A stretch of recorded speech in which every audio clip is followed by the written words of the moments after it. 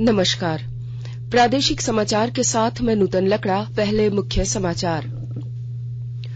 केंद्र ने राज्यों और केंद्र शासित प्रदेशों को कोविड-19 महामारी से प्रभावी तौर पर निपटने के लिए स्वास्थ्य के बुनियादी ढांचे और स्वास्थ्य कर्मियों की तैनाती के लिए कदम उठाने का दिया निर्देश। देश भर में आज से पात्र लोगों को कोविड रोधी एहतियाती खुराक देने की हुई शुरुआत। केंद्रीय मंत्री अर्जुन मुंडा ने सिमडेगा में युवक की हत्या मामले में जिला प्रशासन से निष्पक्ष जांच कराने का किया आग्रह। भाजपा प्रतिनिधिमंडल ने राज्यपाल को सौंपा ज्ञापन। और विश्व हिंदी दिवस के अवसर पर सूचना और प्रसारण मंत्री ने कहा, प्रधानमंत्री नरेंद्र मोदी ने हिंदी में सशक्त और प्रभावशाली भाषण के जरिए हिंदी को नई पहचान दिलाई। और समाचारों से पहले एक जरूरी संदेश। देश के कई हिस्सों में कोविड का संक्रमण तेजी से बढ़ रहा है। हम श्रोताओं से सतर्क रहने और 15 से 18 वर्ष के बच्चों सहित अन्य लोगों को टीका लगाने में मदद करने की अपील करते हैं। कोरोना वायरस का नया स्वरूप ओमिक्रॉन चिंता का कारण है। कृपया सुरक्षित रहने के लिए 3 सरल उपायों का पालन अवश्य करें। मास्क पहनें, 2 गज की सुरक्षित दूरी बनाए रखें, हाथ और चेहरे की सफाई का विशेष ध्यान दें। कोविड संबंधी किसी भी जानकारी और सलाह के लिए राष्ट्रीय हेल्पलाइन नंबर 011-2397-8046 और 1075 पर संपर्क करें। और अब समाचार विस्तार से। केंद्र सरकार ने राज्यों और केंद्र शासित प्रदेशों से कहा कि वे कोविड-19 महामारी के बढ़ते मामलों से प्रभावी तौर पर निपटने के लिए स्वास्थ्य की बुनियादी ढांचे और स्वास्थ्य कर्मियों की तैनाती के लिए पर्याप्त कदम उठाएं। केंद्रीय स्वास्थ्य सचिव राजेश भूषण ने आज सभी राज्यों और केंद्र शासित प्रदेशों को पत्र के माध्यम से कोविड देखभाल के लिए निजी अस्पतालों में बिस्तरों की विभिन्न श्रेणियों को निर्धारित करने को कहा।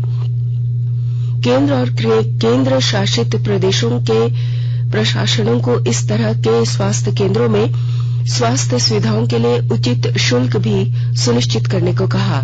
साथ ही कोविड अस्पतालों के बिस्तरों को ऑक्सीजन सहित बिस्तर के रूप में परिवर्तित करने का भी आग्रह किया।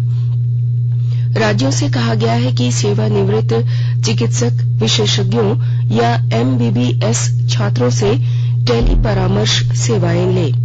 यह भी कहा गया है कि सभी जिला अस्पतालों और मेडिकल कॉलेज अस्पताल को रोगियों को EOPD और टेली परामर्श प्रदान करने के लिए ई-संजीवनी टेली परामर्श केंद्र के रूप में उपयोग किए जाएं।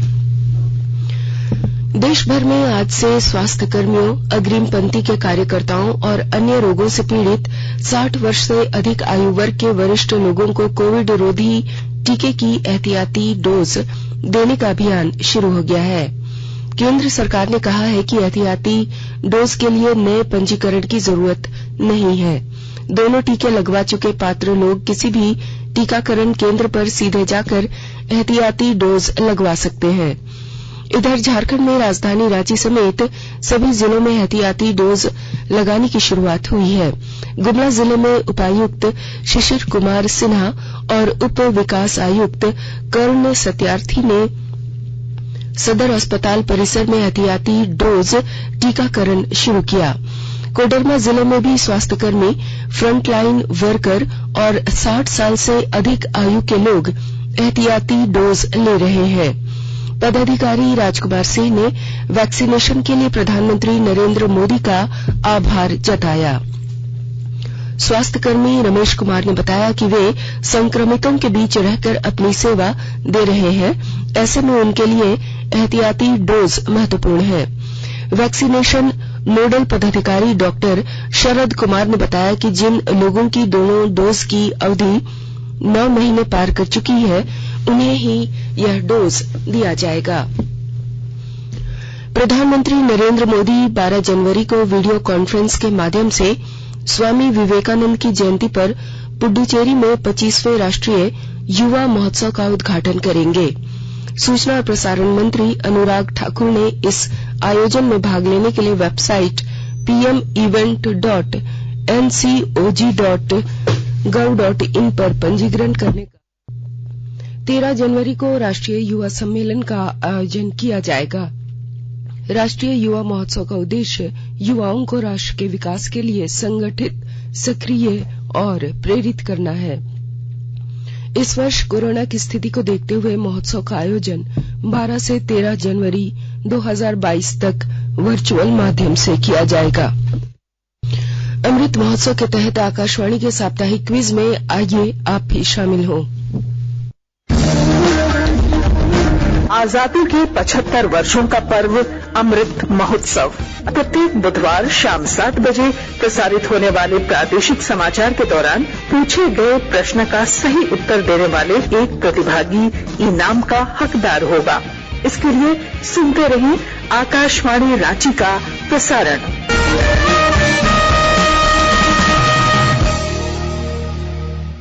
जागो ग्राहक जागो, जागो ग्राहक जागो। आजादी का अमृत महोत्सव के लिए सभी उपभोक्ताओं को शुभकामनाएं। हॉलमार्क सोने की शुद्धता सुनिश्चित करता है। हमेशा हॉलमार्क वाले सोने के आभूषण खरीदें।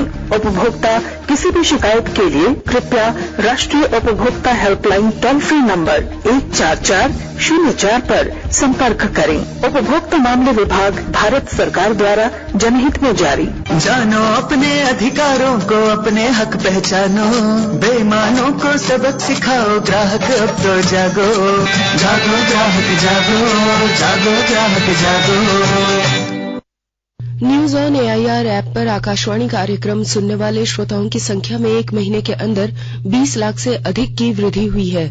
दिसंबर महीने में 1 करोड़ 80 लाख श्रोताओं ने ऐप के माध्यम से कार्यक्रमों को सुना, जबकि नवंबर में ऐसे श्रोताओं की संख्या 1 करोड़ 60 लाख थी।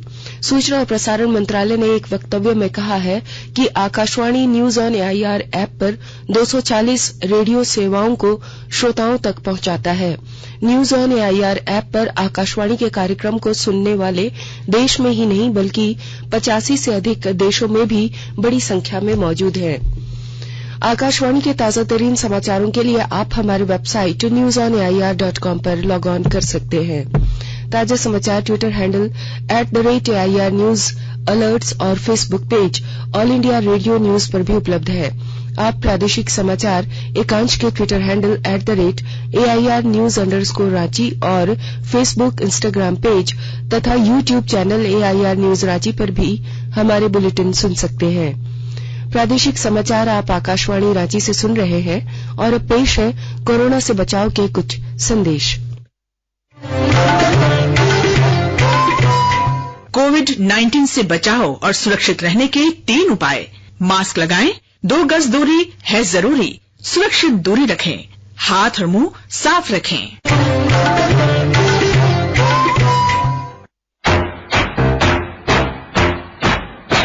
चलो मिलकर एक शुरुआत करें, चलो एक फैसला आज करें, मास्क नहीं तो टोकेंगे, कोरोना को रोकेंगे, चलो एक इरादा करते हैं, चलो एक इरादा करते हैं, मास्क नहीं तो टोकेंगे, कोरोना को रोकेंगे।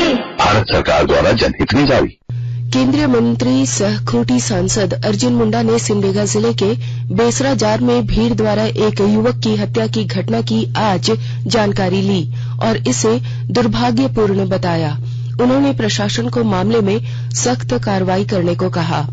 केंद्रीय मंत्री ने कहा कि पुलिस की मौजूदगी के बावजूद भीड़ ने इस घटना को अंजाम दिया।